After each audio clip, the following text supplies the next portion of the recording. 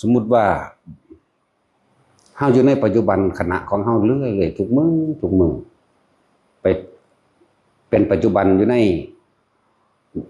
คือมีสติรู้อยู่กับลมเข้าออกมั่งอยู่กับกายโดยการ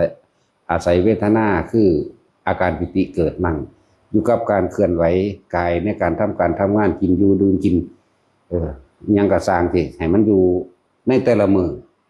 เรียกว่าสติอันประกอบจดจ่ออยู่เฉพาะการงานในปัจจุบันในมือนี้บ่คิดถึงเมื่อวานบ่ได้คิดถึงอดีตอันไกลๆหุ่นก็บ่คิดอนาคตก็บ่เกิดอยู่แล้วเอิ้นว่ากายเวทนาเอิ้นว่าจิตแล้วกายเวทนาจิตนะถ้าสมมุติว่าทุกคนเฮ็ดเดินไปคนมันรู้ในตัวเองอยู่ดอกว่าผู้ใดเป็นโสดาสกิทาคาอนาคาบัดถึงอนาคาปุ๊บคนผู้นั้นสิมี